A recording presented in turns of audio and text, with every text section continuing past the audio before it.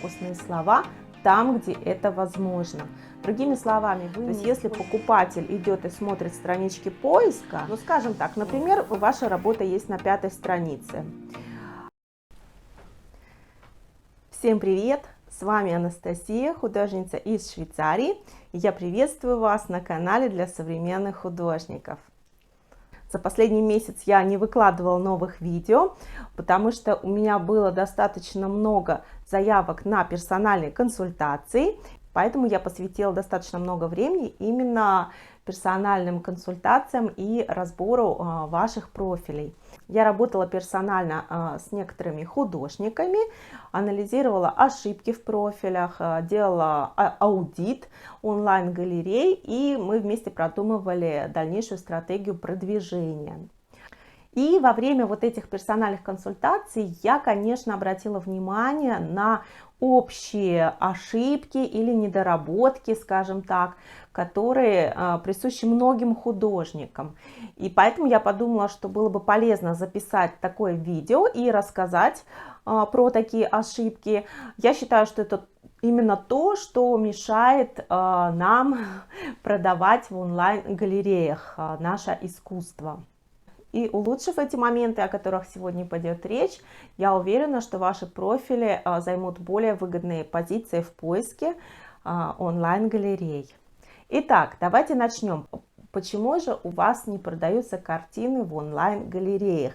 Какие возможны ошибки? Ошибка номер 1. У вас нет серии работ в едином стиле. Да, про серии работ мы говорим очень много, это важно, когда вы подаете заявку в онлайн-галерею, но на самом деле это не менее важно, когда вы уже находитесь в онлайн-галерее, например, на Saatchi или какой-то другой онлайн-площадке. Очень важно, чтобы ваше творчество было представлено сериями, чтобы была некоторое собрание, коллекция работ, объединенных единым стилем. Почему это важно? Вот смотрите, например, возьмем Saatchi. Если вы выкладываете, например, 2 работы в серию, например, ботаника, да, и 3 работы, например, в серию море. Вот как вы думаете, когда эти работы уже проиндексированы на сайте, да, и выдаются в поиске, вот 2 работы из серии ботаники, насколько близко они вообще будут вот в поиске друг с другом? То есть если покупатель идет и смотрит странички поиска, вот он, например, включает первую страницу, да, то есть смотря куда вы попадаете, но скажем так, например, ваша работа есть на 5-й странице, и вот глаз коллекционера это, так сказать, считывает, да, общее количество картин, потом он идет на следующую работу, и, например, там тоже есть ваша работа, да, вот каким-то таким удачным образом. Так вот, насколько важно, как вы считаете, чтобы вот этот коллекционер, который до этого вашего творчества не знал, насколько важно, чтобы он вспомнил и узнал, что на предыдущей страничке поиска он уже видел работу в этом же стиле, то есть этого же художника. То есть вы поймите, насколько это важно быть узнаваемым, когда речь идет о поиске вот на таких вот онлайн-площадках. Получается, что каждая ваша такая работа – это как визитная карточка. Относитесь к ней как к визитной карточке. И вы, можно сказать, по платформе вот так вот раскидываете ваши визитные карточки. И коллекционер, он идет и видит, да, вот одна. То есть первый раз он как бы так, да, может быть, считал, не считал, обратил внимание, выделил, может быть и нет. Но потом, когда он видит эти ваши визитные карточки и дальше по платформе, то он уже, конечно, начинает обращать внимание, что да, я же уже видел этого автора, да, этого художника.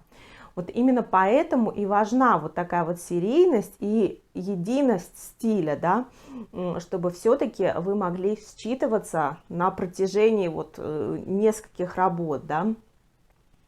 Я думаю, что понятно, о чем я говорю. Как пример, просто возьмите, откройте поиск Saatchi по какой-то категории, например, да, и просто пройдитесь, пролистайте там первые 10 страниц, например, И посмотрите, можете ли вы глазом просто выделить работы тех художников, которые вот действительно обладают единым каким-то стилем.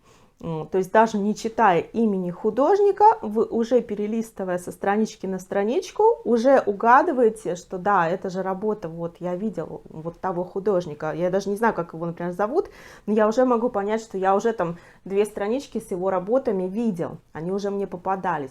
То есть я считаю, что это один из центральных моментов, потому что именно когда достигается такая узнаваемость, тогда уже будут посетители и заходить в ваш профиль, да, то есть они уже пойдут дальше, чем просто этот общий поиск, где все тематические картины, да, находятся, они уже захотят все-таки взглянуть в поиск конкретно уже в ваш профиль, и тогда вы приведете потенциального покупателя к себе в профиль на страничку. То есть я считаю, что это один из центральных моментов, такой вот узнаваемость стиля, серийность. Вы можете добиваться этого эффекта разными способами. Это может быть технически, да, вы это делаете с помощью того, как вы создаете ваши работы, да, то есть материалы, техника определенная какая-то, которая прослеживается. Это может быть также по смыслу вашей работы, как-то объединяются, да, в какую-то историю. Это тоже может быть таким интересным ходом. Это может быть даже на уровне какого-то, ну, назовем это дизайн в картине, да, то есть какие-то элементы, которые объединяют серию работ, какие-то геометрические элементы или еще как-то. Смотрите, думайте, работайте над своим стилем или, по крайней мере, над какой-то коллекцией в едином стиле. Это не значит, что вы должны теперь только так рисовать все. Нет, речь идет о том, что если вы как-то группируете ваши работы, то старайтесь придать им узнаваемость. Да? То есть думайте все время о ассоциации с визитной карточкой. Мне кажется, это очень такая хорошая ассоциация. И каждый раз, создавая, загружая работу, думайте, насколько она отражает вас как художника, да, и является ли она в чем-то вашей визитной карточкой. Такой вот мой совет. Следующая ошибка, которая мешает продвижению художников в онлайн-галерее. Вы не используете фокусные слова там, где это возможно. Другими словами, вы не используете теги или какие-то ключевые слова, которые характеризуют вашу работу именно в тех местах, которые для этого предназначены. То есть что это? Это заголовок работы, это описание работы, это теги, если теги предусмотрены на данной онлайн-площадке, да, например, на Saatchi они есть. То есть использовать в названии, в описании, в тегах. Плюс многие забывают делать то же самое с названиями коллекций. Если вы группируете работы в коллекции, то старайтесь использовать также эти фокусные слова в названии коллекций и в описании коллекции, если описание коллекции существует. Но, как правило, на онлайн-площадках можно добавлять описание коллекций. Используйте эти разделы, да, сайта, потому что это все, в общем-то, индексируется и ведет к вашим работам именно по ключевым словам. Речь даже не только о самой площадке, а также о внешнем поиске, например, из Гугла. То есть уже несколько раз у меня приобретали работу на Saatchi именно коллекционеры, до этого не зарегистрированные на платформе. То есть они находили меня как-то по-другому из Гугла, да, из какого-то поиска. Я думаю, что именно по ключевой теме. То есть старайтесь вашу ключевую фокусную тему везде фиксировать во всех метаданных, связанных с работой. Старайтесь все-таки интегрировать ключевое слово в название, в описание, а не делать просто набор из этих слов. Это мой такой совет. Потом поисковым машинам тоже легче ориентироваться на что-то одно фокусное, да, чем на 10 разных слов. Это тоже такой момент. То есть вы можете просто уменьшить вес фокусного слова, если вы их слишком много, например, вставляете. Вот такой вот момент. Более иногда я вижу, что художники до сих пор оформляют на русском название работы или описание, да, то есть посмотрите внимательно. Конечно, например, на Saatchi заполнять название работы и описание на русском языке, ну, это, в общем-то, бессмысленно. Так, следующий пункт касается ваших текстов. Тексты мы используем, например, в биографии, в artist statement. Так вот, большая ошибка многих художников заключается в том, что они пишут слишком длинные тексты. Друзья мои, сейчас мы живем в таком времени, когда люди уже тексты практически не читают. Оптимальный размер это 120 слов, то есть плюс-минус 30, это может быть даже 80 слов. Чем короче, лаконичнее, тем лучше, тем больше шанс, что вас дочитают. Если вы пишете огромный роман, да, свою биографию, то скажу вам честно, возможно, первые 2 предложения кто-нибудь и прочитает. Потом еще очень зависит от структуры, да, если это просто такая портянка текста, ну, это никто не будет смотреть, это просто развернут, посмотрят, да, спасибо, я все понял. Почему я это знаю? Во-первых, я знаю это даже по роду своей профессии, потому что я работаю с документами для страховой компании, и мы проводим тестирование, да, среди просто обычных людей, показываем им документы, тексты и смотрим их реакцию, просим понять, насколько они вообще поняли данный документ. И да, действительно, результаты вот последнего года люди очень плохо вникают в плохо структурированный текст. Сейчас у нас просто становится такое мышление, наше мышление уже поменялось.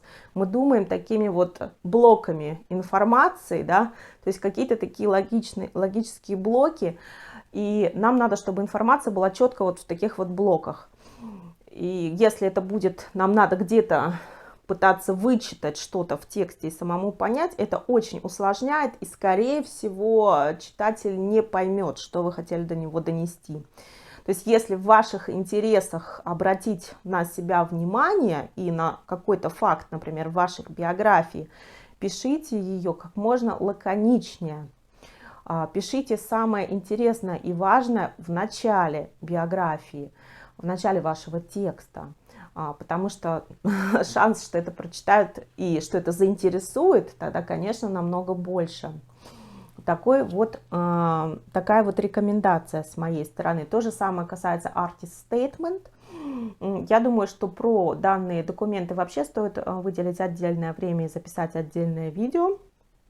Но все равно нам нужно это описание для наших площадок, для того же Сачи, например.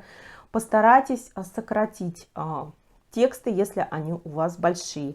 Если у вас вообще нет текстов, такое я тоже видела, что художники заполняют профиль, а в итоге он, в общем, вообще не заполнен. Скажу вам сразу, это очень сильно понижает ваш рейтинг в галерее, в онлайн-галерее. То есть я это вижу, и это уже доказано технически, можно сказать. Поэтому позаботьтесь, пожалуйста, о текстах вразумительных. Следующая ошибка, которую я тоже замечаю, это неправильное ценообразование. Это цены на работы, которые не соответствуют площадке, где вы находитесь. Это может выражаться по-разному. Мы знаем, что сейчас у нас рынок, наш арт-галерей разделен, да, на вот такие галереи-лидеры. И все-таки в каждой такой галерее разная ценовая политика. Это, с одной стороны, наверное, хорошо, да, привлекаются разные покупатели в эти галереи. С другой стороны, для нас это дополнительная трудность, потому что нам надо более-менее держать цены одинаково. И возникает вопрос, как нам это делать, если одна галерея говорит, мы продаем только от 1500, да, или, например, 1700, а другая галерея говорит, что дороже 2000 у нас, например, нет покупателей, да? Ну что, тогда в этом случае разные работы надо делать. То есть просто имейте в виду, здесь уже каждый художник выбирает свою стратегию, как вы будете с этим поступать. Мой совет: обязательно обращайте внимание на то, на какую площадку вы выкладываете данную работу, и какая цена, да, какой ценовой сегмент у этой площадки, чтобы все-таки да, находиться там, где и покупатели. Друзья, я думаю, что сейчас я вам сформулировала основные такие ошибки. И если вы поработаете в этом направлении и улучшите, то я уверена, это очень положительно скажется на вашем профиле, и шансов продать работу будет намного больше. Если вам было интересно, ставьте, пожалуйста, лайк, поддерживайте мои видео, мой канал, делитесь ссылочкой с другими художниками и, конечно же, подписывайтесь и оставляйте комментарии. С вами была Анастасия, художница из Швейцарии, и до новых встреч. Пока-пока.